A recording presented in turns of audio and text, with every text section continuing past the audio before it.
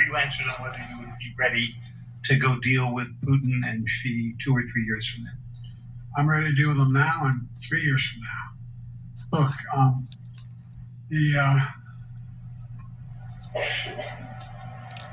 like I said, I'm dealing with Xi right now and direct contact with him. I have no good reason to talk to Putin right now. There's not much that he is prepared to do in terms of accommodating any change in his behavior. And but there isn't any world leader I'm not prepared to deal with. But I understand the generic point is who do you think's flopping harder, Kim Jong Un or Putin? Unless Putin's ready to change his behavior. And the idea, look, Putin's got a problem. First of all, in this war that he is supposed to have won, and by the way, I think, don't hold me to the exact number, but I think that Russia had 17.3% of Ukraine that they've conquered. Now it's 17.4. I mean, in terms of percentage of territory. They've not been very successful. They've caused horrible damage, loss of life, but they've also lost over 350,000 troops, military, killed or wounded. They have over 1 million people, particularly young people with technical capability, leaving Russia because they see no future there.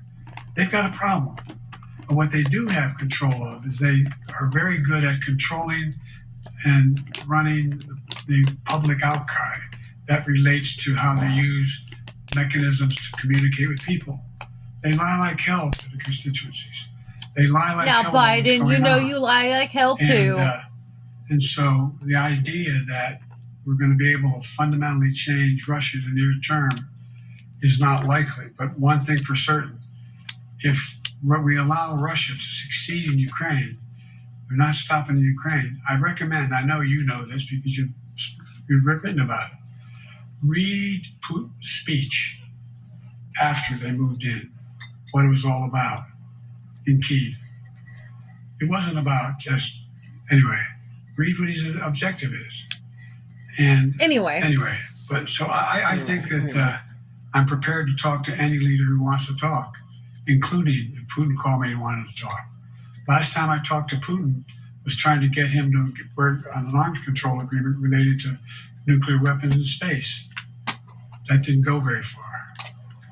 So my point is, I'm prepared to talk to anybody, but I don't see any inclination. There is an inclination on the part of the Chinese to keep in contact with me because they're not sure where this all goes. And look what's happened in Asia. We have strengthened the Asian Pacific area more than anyone else has. We just I'm pretty sure that area has been more pissed off at each other than I asked than they ever have. NATO allies that we bring on the group from the South Pacific, Australia, New Zealand, Japan, Australia.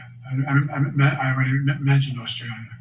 And I met. Come on, Biden, you got this. You can do it. Pacific Island nations. We don't have faith in you. We slowed down what's going on there. We slowed down China's reach. But there's a lot of work to do. This is a moving target, and I don't take it lightly. Ooh, I'm good at hitting moving targets. Sam from NPR. Thank you, Mr. President. Asma Khalid with NPR. I have two questions. Earlier, you spoke about the ceasefire plan between Israel and Hamas. We're now looking at 10 months of war, and I'm curious if there's anything that you feel personally you wish you would have done differently over the course of the war. And then secondly, if I may, I wanted to ask you about your presidential campaign. I remember covering your campaign in 2020. There you go. I knew you weren't there just for the campaign. There was a moment where you referred to yourself as a couldn't resist bringing the Hamas-Israel war, a transition to a younger generation of leaders. I want to understand what changed. Two things. Let's go back to when you talked about would I have changed anything that's happening with Israel and the Palestinians and the Palestinian movement. The answer is, as you recall, from the very beginning, I went to Israel, but I also got immediate contact with al-Sisi in Egypt. I met with the king of Jordan. I met with most of the Arab leaders to try to get a consensus going as to what had to be done to deal with getting more aid and food and medicine into the Gaza Strip. And we pushed it really hard. And Israel occasionally was less than cooperative, number one. The Israeli War Cabinet, I've been Teodino in Israel since Golda Meir. Some of the reporters around here come here all the time and heard me say this. That's The first time I met with Golda Meir, I sat across from her at her desk, and her assistant was Rabin sitting next to me. That's how far back I go. I know Israel well, and I support Israel. But this war cabinet is one of the most conservative war cabinets in the history of Israel. And there's no ultimate answer other than the two-state solution here. And so what was able to be done in terms of the plan I put together was it would be a process for a two-state solution. And we get the Arab nations to, particularly from Egypt all the way to Saudi Arabia, to be in a position where they would cooperate in the transition so that they could keep the peace in Gaza without Israeli forces staying in Gaza. The question has been from the beginning, what's the day after in Gaza? And the day after in Gaza has to be, the end of the day after has to be no occupation by Israel on the Gaza Strip, as well as the ability for us to get in and out as rapidly as you can, all that's needed. I've been disappointed that some of the things that I've put forward have not succeeded as well, like the port we attached from Cyprus. I was hopeful that would be more successful. But that's why when I went to Israel immediately after the massacres that occurred at the hands of Hamas, the one thing I said to the Israelis, and I met with the War Cabinet and with Bibi, don't make the same mistake America made after bin Laden. There's no need to occupy anywhere. Go after the people who did the job. You may recall I did still get criticized for it, but I was totally opposed to the occupation and trying to unite Afghanistan. Once we got bin Laden, we should have moved on, because it was not no one's ever going to unite that country. I've been over every inch of that, not every inch, the entirety from the poppy fields all the way to the north. I said, don't make the same mistake we made. Don't think that's what you should be doing, is doubling down. We'll help you find the bad guys, Sinwar and company. And all this criticism about I wouldn't provide when the weapons they needed. I'm not providing them 2,000-pound bombs. They cannot be used in Gaza or any populated area without causing great human tragedy and damage. But remember what happened when you had the attack on Israel with rockets and ballistic missiles. I was able to unite the Arab nations as well as Europe, and nothing happened. Nothing got hurt. It sent an incredible lesson to what was going on from the Middle East. So there's a lot of things, in retrospect, I wish I had been able to convince the Israelis to do. But the bottom line is we have a chance now. It's time to end this war. Doesn't mean walk away from going after Sinwar and Hamas.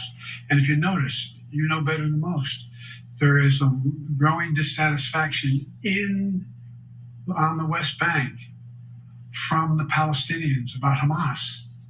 Hamas is not popular now. And so there's a lot of moving parts. I just have to keep moving to make sure that we get as much done as we can toward a ceasefire, and get those. And by the way, look at the numbers in Israel. I mean, my numbers are better in Israel than they are here. But then again, they're better than a lot of other people here too. But anyway, did he seriously just say that? Candidacy in 2020, you referred to yourself as being a bridge candidate for a younger, fresher generation of Democratic leaders, and I wanted to know what changed. What changed was the gravity of the situation I inherited.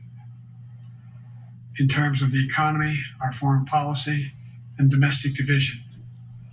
And I think, I won't put words in anybody's mouth. Okay.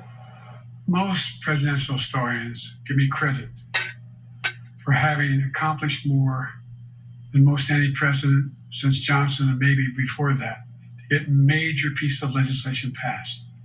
And what I realized was my long time in the Senate had equipped me to have the wisdom of how to deal with the Congress to get things done. We got more major legislation passed that no one thought would happen. And I want to finish it, to get that finished. If tomorrow, if we had a circumstance where there was a lineup and I hadn't inherited what I did, and we just moved things along, anyway, it's going to change. Last question. Haley Bull, Scripps. Or no, Josh Weingrove, I'm sorry, was the next one. I'll do 2 more questions. Thank you, Mr. President. Many of your colleagues, Democrats on the Hill, are watching tonight as they assess what they want to say about your candidacy. I'm wondering how you're thinking of this right now. It seems like your answer is clear, but they're watching how things go tonight, tomorrow in Michigan, next week in Texas and Nevada. Are you thinking that way about how the next week or 2 goes would inform your... Am I using that way you say? Are you thinking that way about how the next 2 weeks go? Will that affect your decision, or are you fully determined on running in November as the party's nominee? I'm determined on running, but I think it's important that I allay fears. Let them see me out there. Let me see them out. For the longest time it was, Biden's not prepared to sit with us unscripted. Biden's not prepared to, anyway. And so what I'm doing is, and I've been doing, I think we've done over 20 major events from Wisconsin to North Carolina, to demonstrate that I'm going out in the areas where we think we can win, where we can persuade people to move our way, or people already there. And look, the other thing is, we have the most extensive campaign organization of anybody's had in a long, long time. We have well over 1,000 volunteers knocking on doors, making phone calls, making tens of thousands of phone calls. We have headquarters, I forget exactly how many, I don't want to cite a number and then find out I'm off, but we have scores of headquarters in all the toss-up states. We're organized, we're moving, and that's awful hard to replace in the near term. And here's the other thing. I was in the Senate a long time. Very proud of what I've done in the Senate. I was chairman of the Foreign Relations Committee for a long time, and I was chairman or ranking member and chairman of the Judiciary